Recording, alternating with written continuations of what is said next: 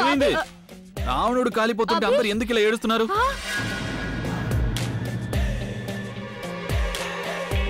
అభి నువ్వు బయటికి ఎప్పుడు వచ్చా? బయటికి ఎప్పుడు వచ్చావు అంటే ఏంటి నీ ఉద్దేశం? నేను జైలుకి వెళ్ళానంటే బయటికి రాలేకపోవడానికి. నేను రాక్ స్టోన్ కదా, అందుకే నా ఎంట్రీ అండ్ ఎగ్జిట్ రెండు స్టైల్ గానే ఉంటాయి. ఏంటి అభి నువ్వు బానే ఉన్నావు కదా? చాలా బాగున్నాను, చెక్ చేసుకో. మరి తనెక్కడ? ప్రజ్ఞ వదిన ఎక్కడ? ఆ లేడీ ముఖేం పోని నేను లోపలే వదిలేసి వచ్చాను. అరే జోకింగ్. నిన్న ప్రాణాలని పణంగా పెట్టి వెళ్ళింది, అక్కడే వదిలేసి రావడానికి కాదు, లోపల పడుకోబెట్టొచ్చాను. చూడాలనుకున్న వాళ్ళు నాతో రండి, మిగతా వాళ్ళంతా రావణుడిని చూస్తే ఎంజాయ్ చేయండి.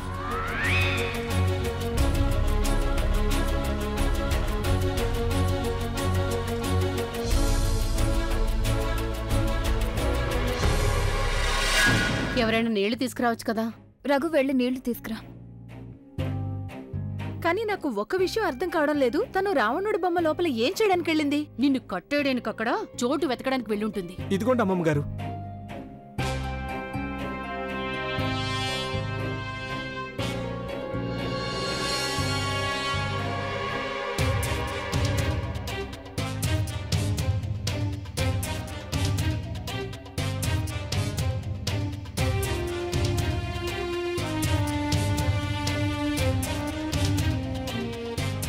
నేను బానే ఉన్నాను, ఎవరేమీ కంగారు పడాల్సిన అవసరం లేదు.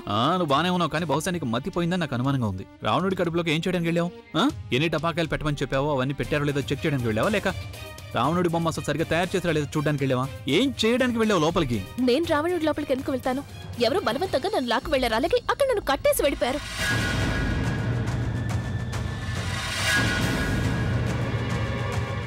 ఎవరతను? అది అతను. ఒకవేళ నేను ఆ వ్యక్తి గురించి ఆయనకి నిజం చెప్పానంటే కుటుంబంలో తన్నుతో పాటు ఎవరైతే ఆలియాకి హెల్ప్ చేస్తున్నారో అతను అలర్ట్ అయిపోతాడు. నేను మౌనంగానే ఉండాలి. నిన్నే అడుగుతున్నాను, ఎవరతను?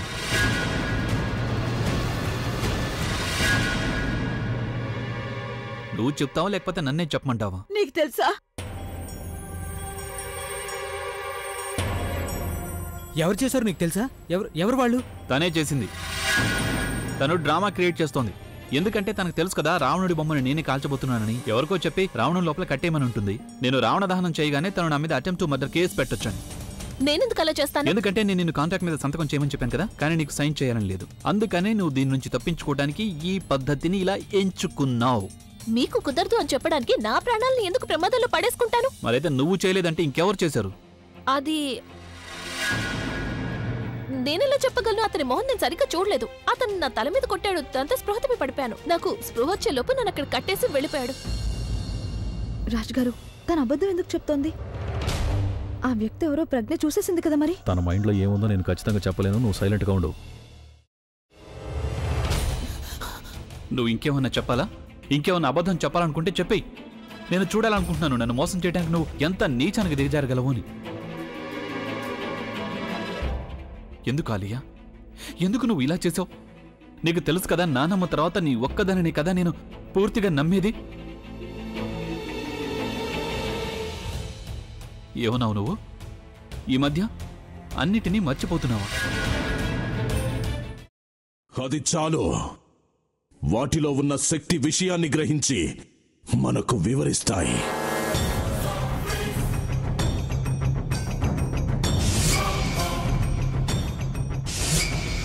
ఎవరు ఆ దండ విప్పొద్దు, గది తలుపులు తెరవద్దు.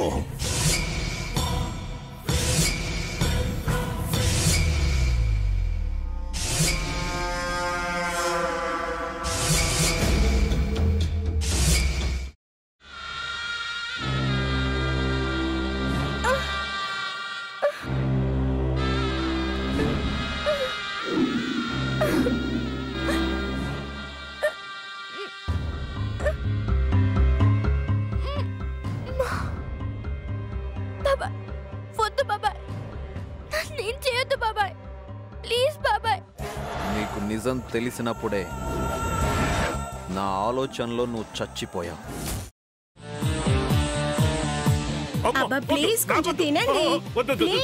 భీమారావు గారు, ఇగో మీరా కాదు సక్కుబాయ్.